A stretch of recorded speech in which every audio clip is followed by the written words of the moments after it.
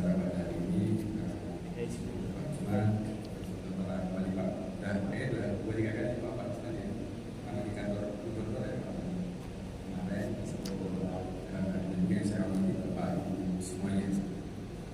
Sebenarnya sama seperti Pak Donald, saya juga bingung kenapa diundang sama Bu Diana ini. Mungkin karena dulu saya pemimpinnya Bu Diana kan ya kan. Saya kebetulan Bu Diana S2, kita buat masa itu penelitian mengenai fair trade ya. Pertanyaannya Mas itu apakah fair trade memberikan keuntungan tidak sama petani? Itu pertanyaannya. Dan ternyata hasil temuan kita ya memberikan keuntungan tambahan, cuma dalam jumlah yang tidak signifikan. Masa itu adalah temuannya seperti itu. Kemudian juga kaitannya sama agroforestry, mungkin saya sedikit sharing nanti hasil penelitian saya di perhutanan sosial di Solo. Masa itu kita ada banyak yang sifatnya agroforestry, nggak ada kopi, ada juga beberapa yang kami teliti. Itu juga mungkin saya sharing sedikit. Sebagian besar dari materi saya sebenarnya tidak jauh beda sama materinya Pak Donald, nggak jauh beda. Jadi mungkin saya akan skip beberapa yang nggak perlu, lebih efisien seperti itu. Next, Mas.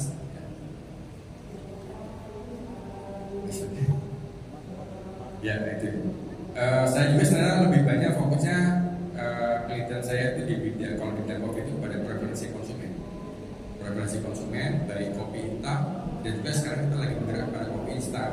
Dan juga sekarang prodi saya itu lagi punya anak mahasiswa S1 atau S2 yang fokus kepada nilai willingness to pay sertifikasi.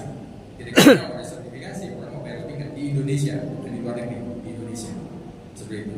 Kemudian juga kaitannya dengan indigenous ya, kopi indigenous. Ada nggak pengaruh geografis kepada kemauan orang untuk mengkonsumsi atau membayar? Kita juga lagi banyak penelitian ke arah situ karena kita mau melihat nih. Karena ini kan kaitannya dengan sertifikasi, labeling itu juga punya banyak pengaruh di masa depan. Dan juga tadi pertanyaannya kalau ada kopi yang masih agroforestry ini akan meningkatkan pendapatan petani atau enggak? Kan gitu ya. Jadi kalau misalnya penelitian dari agroforestry itu sendiri itu disebutkan oleh Pak Usman. Jadi biasanya begini, ada hutan, ada pertanian, ada peternakan, bagaimana kombinasinya sehingga nanti bisa dihasilkan suatu pola pertanian atau tanaman pertanian bisnis yang menguntungkan, tapi juga ada prinsip keberlanjutan. Itu aja prinsipnya. Next. Ya, jadi banyak kenapa berkelanjutan penting tadi banyak sekarang pertanian kan sifatnya terutama monoculture ya, menggunakan pupuk yang cukup ekstensif. Pada akhirnya yang terjadi adalah degradasi lahan. Kalau saya nggak salah penelitian terakhir itu data terakhir sekitar 84% lahan di Indonesia itu terdegradasi. Artinya apa? Kita punya masalah produksi masa depan. Bukan sekarang Bapak Ibu, tapi masa depan. Masa depannya nggak terlalu lama juga, bukan di mata 10 tahun, mungkin 2-3 tahun. Kalau masalah sama produksi, habis itu apa sih akibatnya sama kita? Simple. Kalau kita punya masalah produksi, artinya supply domestik turun, kita akan sangat terpaku sama impor, kemungkinan harga komoditi akan naik. Kalau udah harga komoditi naik, harga barang naik, tingkat kesehatan turun. Seperti itu. Makanya agroforestry ini sebagai salah satu sebenarnya harapan untuk bisa bagaimana ini salah satu contoh yang berkelanjutan sehingga kita bisa menghasilkan sesuatu dengan kualitas lingkungan yang lebih baik. Makanya di sini ada manajemen konservasi sumber daya alam yang yang diharapkan. Cuma pertanyaannya kembali lagi, yang sifatnya produktivitasnya tinggi biasa alamnya bermain.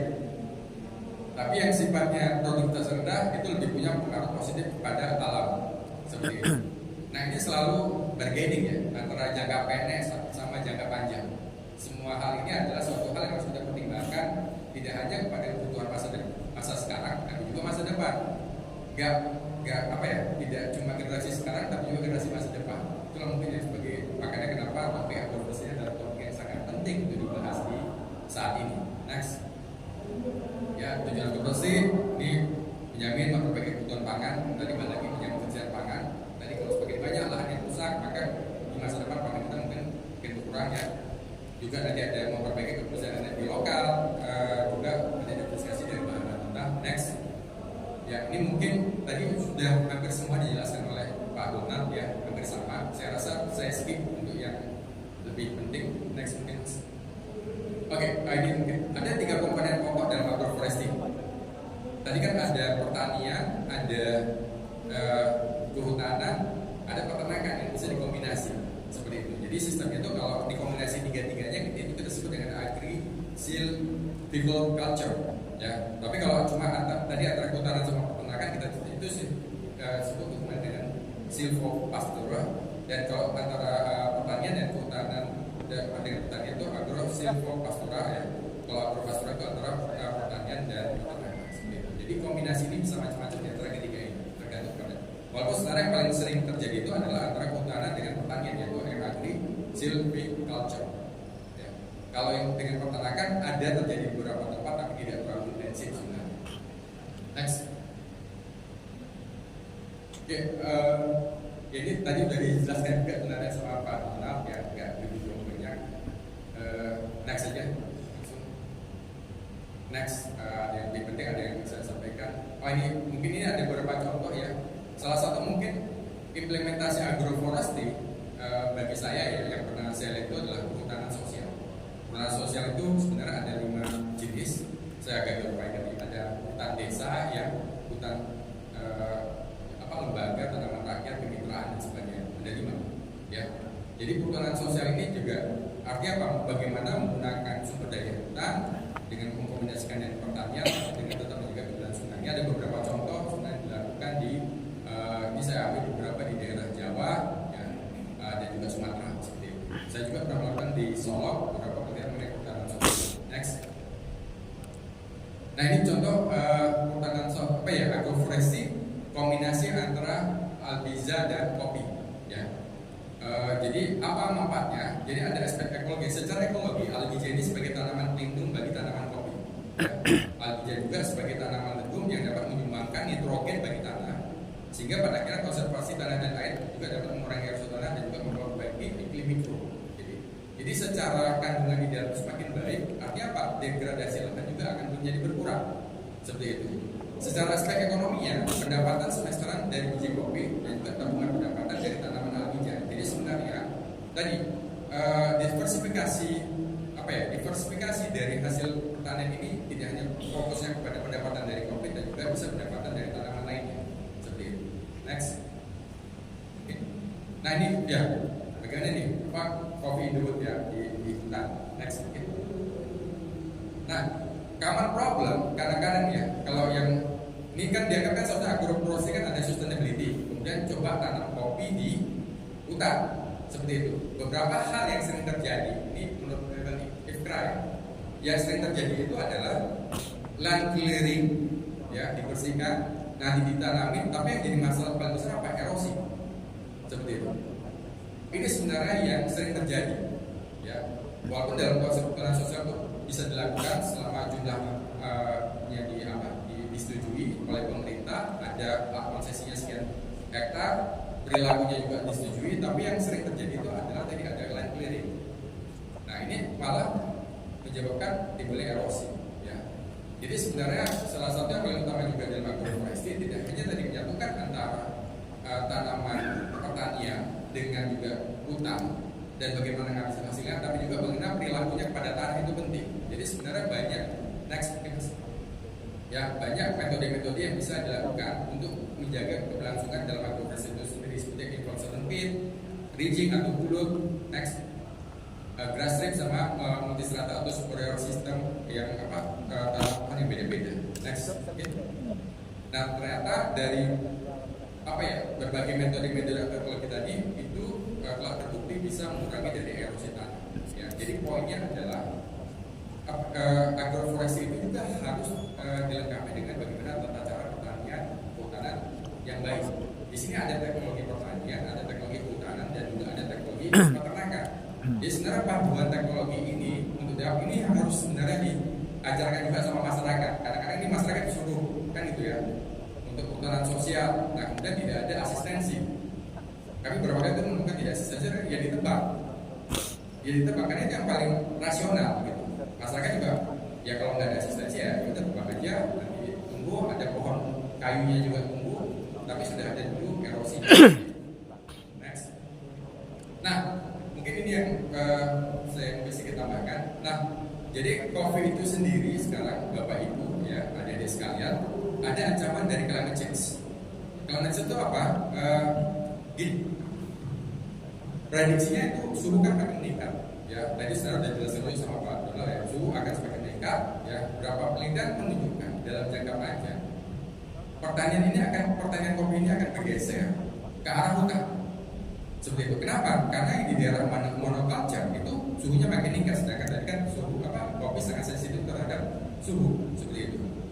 Ya, kopi arabica itu berproduksi dengan baik pada suhu antara 18 hingga 23 Celcius sepanjang tahun. Ya. Jadi kalau misalnya itu ditanam di terjadi peningkatan suhu, itu produksi arabica dengan climate change yang diprediksikan naik akan menyebabkan tentunya produksi kopi itu sendiri. Sehingga pada akhirnya daerah hutan itu menjadi salah satu solusi tambahan, karena kalau di hutan itu dapat menemukan suhu maksimum hingga 5 derajat Celcius atau 9 derajat Fahrenheit. Jadi kemungkinan akan terjadi shifting tempat penanamannya yang dari monoculture pada hutan. Kenapa? Karena tadi suhunya tadi. Next. Nah, ini beberapa key production area di Indonesia, ya. Ada Robusta, ada Arabica, ya. Jadi kalau misalnya bisa kita lihat ya, yang Arabica ini arahnya lebih kepada North Sumatera, yang Robusta ini arahnya lebih kepada South Sumatera, seperti itu, ya. Jadi kalau bisa kita lihat tadi di setiap daerah ini juga suitability-nya atau kesesuaiannya. Jadi kalau misalnya kita lihat di sini, semakin biru semakin sesuai, yang semakin merah semakin nggak sesuai.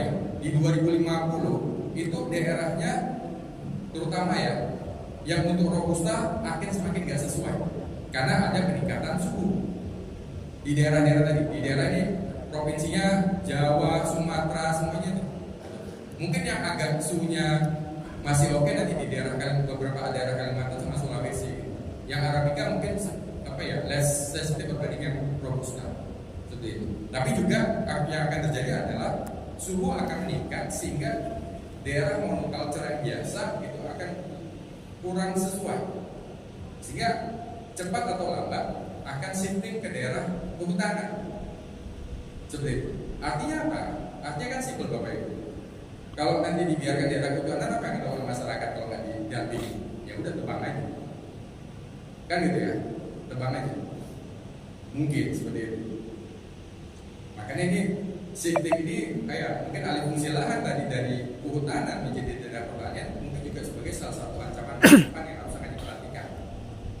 Itu menurut beberapa banyak peneliti-peneliti yang telah meneliti hal ini seperti itu. Next,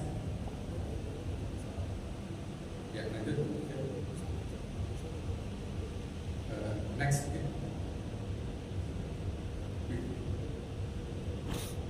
Ya, jadi balik ya, agroforestry kopi seharusnya dapat membantu mengatasi dampak lingkungan dari meningkatnya ancaman perubahan iklim terhadap produksi kopi. Ya, dengan menghubungkan kembali antara kopi dan petani dan ekosistem tempat mereka bergantung, ini berfungsi untuk meregenerasi ekosistem memperkuat ketahanan sistem tanam kopi dan ikatan antara petani. Jadi harapannya seperti itu.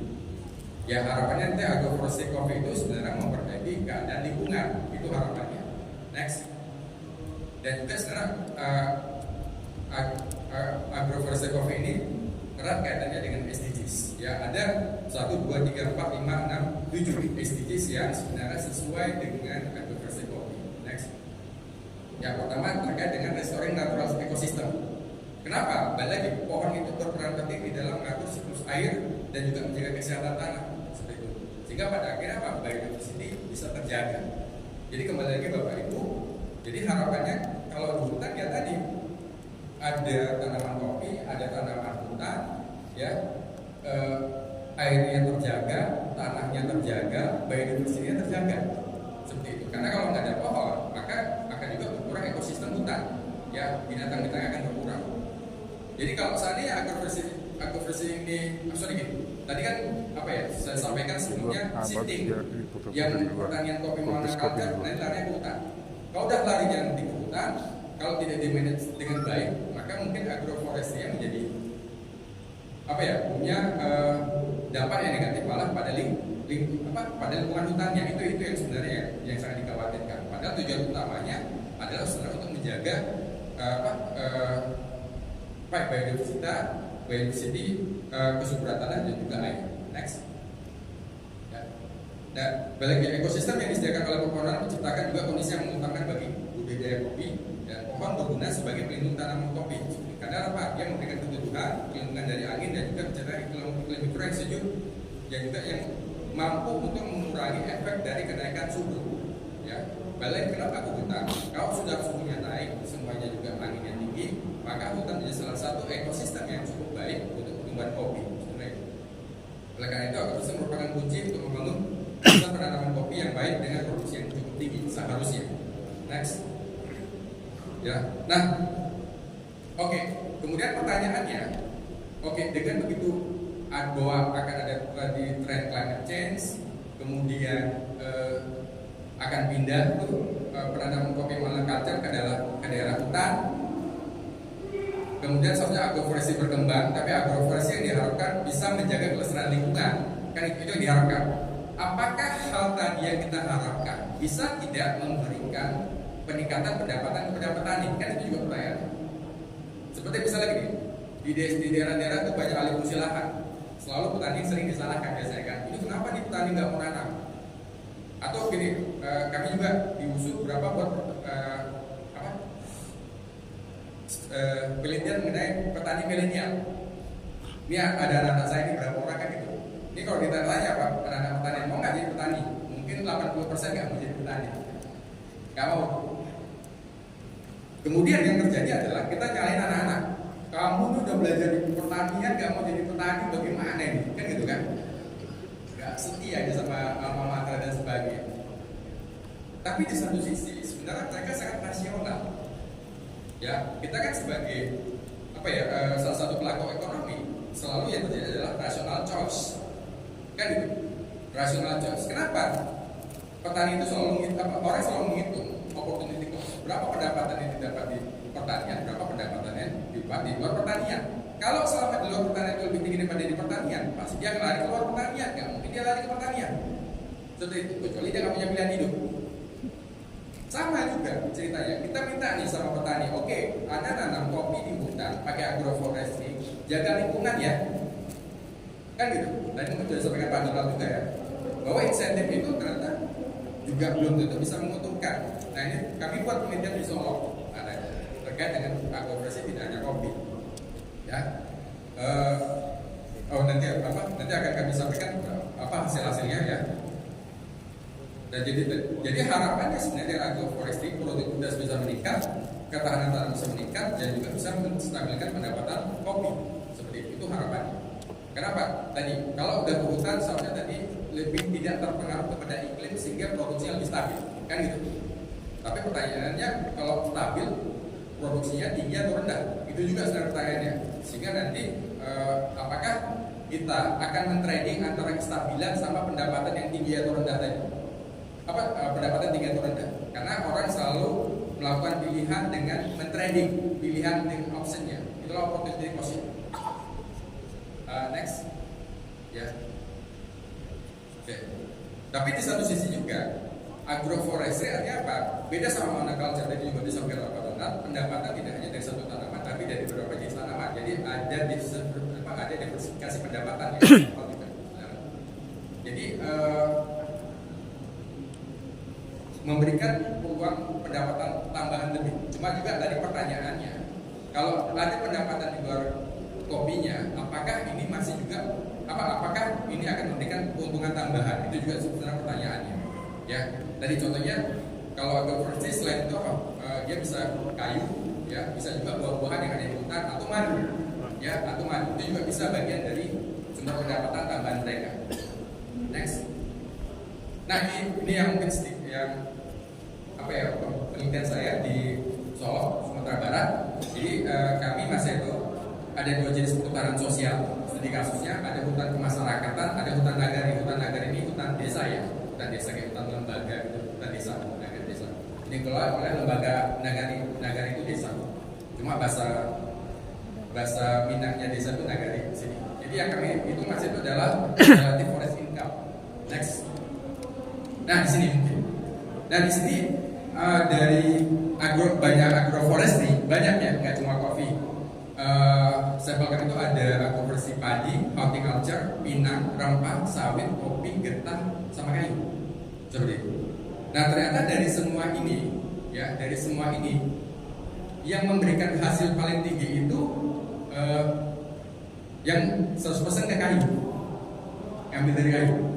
Kedua, tanaman horticulture, ya horticulture kok. Misalnya dilihat di sini, ternyata kopi nggak begitu tinggi juga. Tapi ini kasusnya di sana. Ini pendapatan per tahun. Ternyata pendapatan per tahun dari agroforestry kopi dari sampel kami secara rata-rata, ini rata-rata ada 12. Itu cuma 12 juta per tahun, kira-kira seperti itu. Berarti 1 juta sebulan.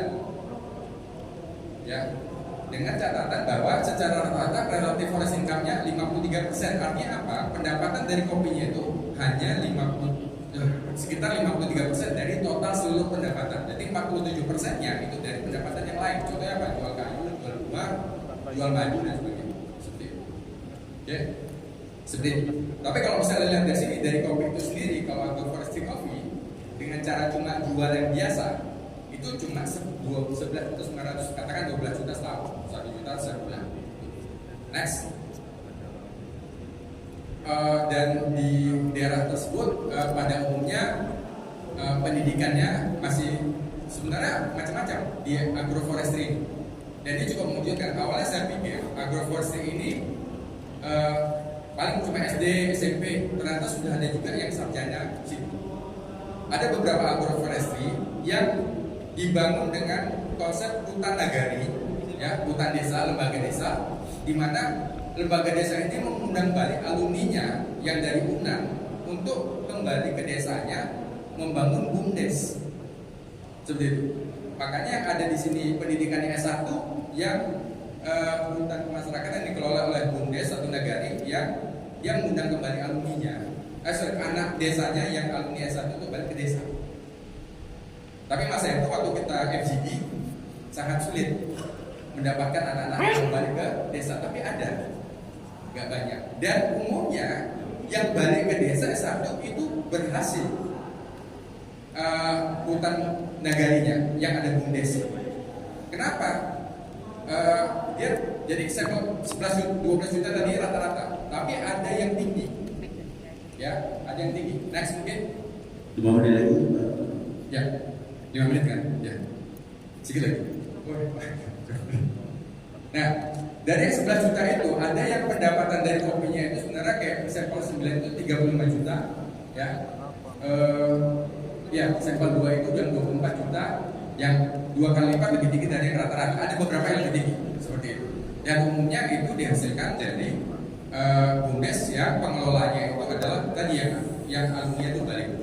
Dan yang kalau bisa dilihat waktu kasus kemarin di sana itu ada memang agroforestry berbasis BUMDes juga yang gak jualan kopi, sampai ada mereka membuat kafe di tengah hutan, tapi yang sifatnya alam, kafe di tengah hutan yang sifatnya alam, sehingga value added-nya lebih tinggi seperti itu.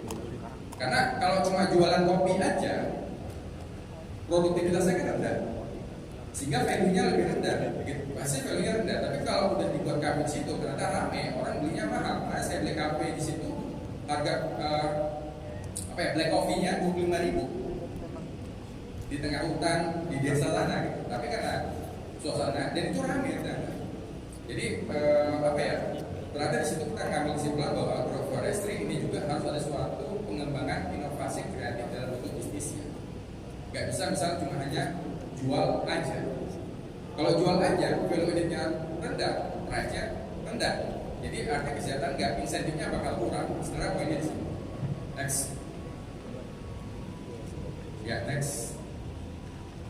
Oke, jadi bisa nggak Indonesia Social Policy Program mengintroduksi kepada sustainable coffee sektor? Next, ini saya sampaikan sedikit penelitian dan sosial ekonomi ya. Jadi ini sedikit lagi. 60% kopi global diproduksi dari lautan kurang dari 5 hektar. Ya. Jadi sebagian besar studi menunjukkan bahwa keuntungan dari hutan itu nggak layak. Ya.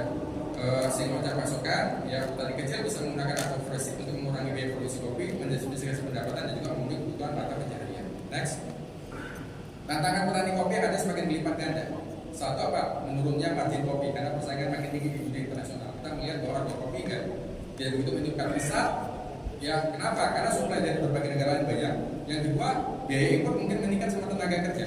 Karena tenaga kerja akan meningkat sejalan dengan perkembangan ekonomi. Seperti itu. Maka bebannya makin tinggi, marginnya makin kecil. Hama dan penyakit baru yang mana culture, kemudian varietas dan perubahan iklim juga menjadi ancaman yang akan menyebabkan pindah ke daerah kota. Nah ini juga serta meningkatkan permintaan sertifikasi kewajiban yang notabene akan meningkatkan cost. Memang ada premium price ya, kalau saya nggak salah kemarin ya, ada premium price. Cuma pertanyaannya apakah premium price ini worth it nggak dengan cost upaya semuanya? Pertemuan kami ada 2 penelitian, satu saya sama Bu Jiana. Memang dia meningkatkan, tapi dalam jumlah yang tidak terlalu signifikan. Memang meningkat, tapi tidak dalam jumlah yang sangat signifikan. Ada lagi penelitian kami terkait dengan organik indigenous, ya. Coffee produk yang organik yang dengan tidak organik. Kami menemukan tidak ada perbedaan yang nyata dari pendapatan petani organik dan non-organik yang terlabelkan kepada geografis daerahnya. Kenapa? Karena yang organik tadi habis di produktivitas, yang non-organik menang kali sama produktivitas. Ternyata penurunan kuantitasnya jauh lebih besar daripada kenaikan harga yang diterima, sehingga pada akhirnya total revenue-nya tidak jauh banyak berbeda. Seperti itu. Itu penelitian ya Bapak Ibu. Dan di suatu tempat yang tertentu, mungkin di tempat yang lain berbeda. Kembali sedikit lagi. Next. Oke, next saja. Nah, di sini ada poinnya, ada 2 slide terakhir. Bilangnya cuma gini. Ada penelitian yang menyatakan bahwa agroforestry meningkatkan pendapatan. Ada juga beberapa penelitian yang menyatakan bahwa agroforestry tidak meningkatkan pendapatan. Tapi poinnya adalah dari berbagai banyak pandangan ini, kalau ini meningkatkan pendapatan, maka sisi agronominya itu harus dijaga. Mulai dari letak tanaman, keteduhan, itu semua harus diukur. Ya, posisi semuanya harus diukur. Jadi artinya kalau itu dibiarkan secara tradisional, tapi tanpa ada bantuan ahli atau expertise, maka kemungkinannya adalah agroforestry itu tidak akan bisa memberikan ulangan yang cukup, revenue yang cukup. Karena produktivitas produksi yang tidak diatur karena pola penanaman dan pola agronominya yang mungkin kurang tepat dengan setiap lokasi. Karena setiap lokasi itu beda-beda situasinya. Seperti itu. Makanya peranan di sini pemerintah, pendidikan tinggi dan lembaga-lembaga kajiannya juga sangat penting untuk dapat membantu agroforestry ini terus berkembang dan juga bisa mendapatkan profitability yang tinggi di masa depan. Ya. Saya rasa demikian dari saya. Terima kasih Bapak Ibu. Sebagai warga itu selamat siang.